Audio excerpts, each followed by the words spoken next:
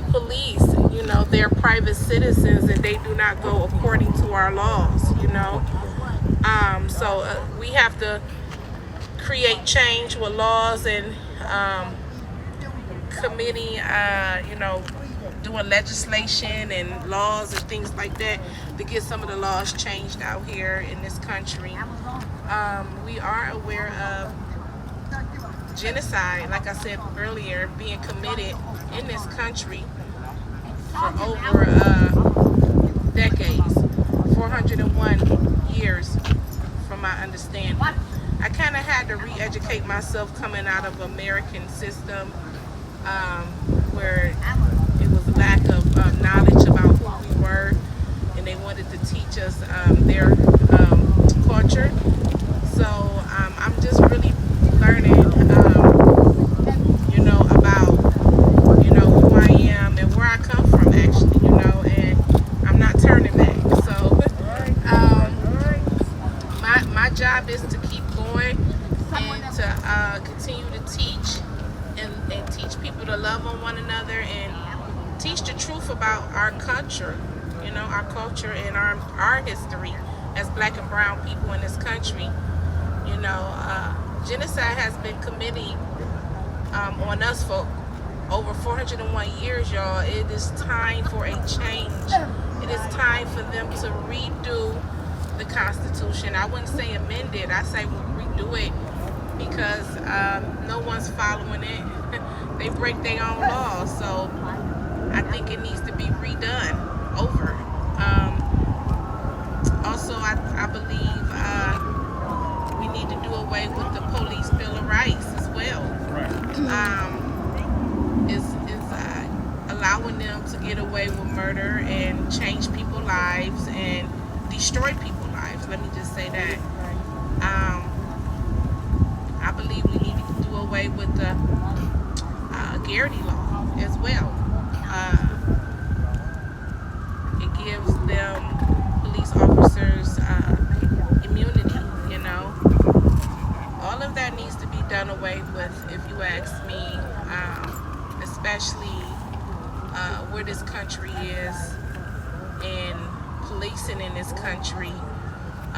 They talk about reform. It has to start somewhere. It has to start somewhere. So I would just hope that American citizens can see what this country has to offer and want to help be the change in this country for we all can live safely and equally at the end of the day, right? But again, we are in this country from the land of the lays, right? The powers of the laws. So I will hope that people are listening and watching, and people all over this country, you know, the suburban, the rural, the urban communities, the Latin communities, all the cultures around the universe right now should be watching and watching and seeing that we need a change. We definitely need a change, you all. I still have 3 other children left. I'm a grandmother as well, and my kids are not doing well because of the death of their brother. You know, it's not easy for siblings to lose their brother in the most horrific way when he's being plastered all over the news constantly. So I'm still a mom at the end of the day. I try to live a normal life, but also I have to represent and show that I am strong out here for my children, for the community, and I thank the community for standing when I can't even stand up sometimes, and just supporting and believing in Tamir and that he deserves justice, you know. So I appreciate you all coming out and supporting me and things like that, and always supporting Tamir, even when I can't, you know. It's not easy. And again, I didn't even have a chance to grieve Tamir because I've been fighting daily, every day, trying to make change in this country and participate where need to be when it comes to policing and making them uncomfortable. You know, they shouldn't have to go to sleep at night and be in peace. You know, because I don't have any good nights where I do sleep or rest. Honestly, busy trying to make change laws and things like that. So I will hope that people understand that we have to love on one another. We have to love on one another and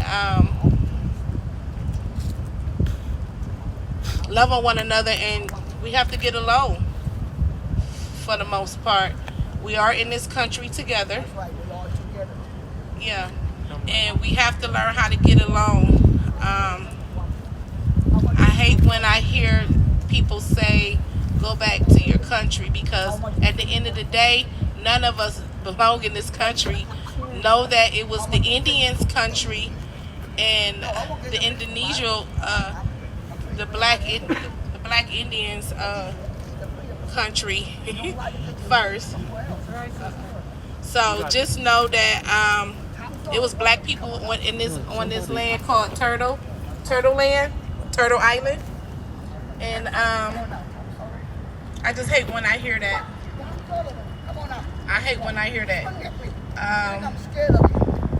So we're gonna have to come together. I'm willing to have these conversations, these difficult conversations, with the Biden administration, with whoever I need to have them with. At the end of the day, I'm willing to have those uncomfortable conversations for our people to see some change in this country at the end of the day. If we don't see any change, you all, the country is slowly crumbling. Let me tell you, it's crumbling. Right now, they're trying to put a what they call that, population control and things like that with the COVID vaccine. I believe it should be your own freedom of speech and right to do what you want to do with your body. So just keep in mind that this country is a corporation, and we're gonna have to see some change about all of us working together and staying in our lane. What I do understand and notice that it's a lot of Indians out there, and there's a lot of chiefs out there, but we need more Indians, because there's only certain ones that can actually lead us. And I am one of the leaders out here. I did not ask for this. This just came to me.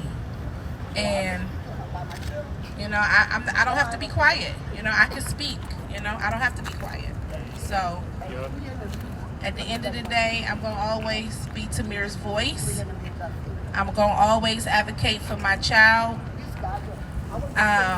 And if anybody wants the truth about my family or my child, they need to come and talk to me. Please don't listen to what the blogs say out there. Please don't listen to what people say out there. My son was 12 years old playing with a toy gun in the park in an open carry state. He had every right to do that.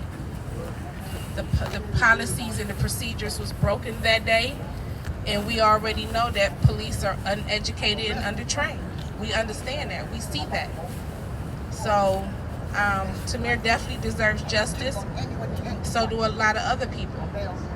But for my 12-year-old son, I am advocating, and I'm always his voice for justice at the end of the day. So I'm hoping the Biden administration will hear me and understand that they need to do right in this situation, and open up Tamir's case on the federal level. So I'm hoping to have some information later this week about it, and I can share it with you all. So, Josiah, thank you.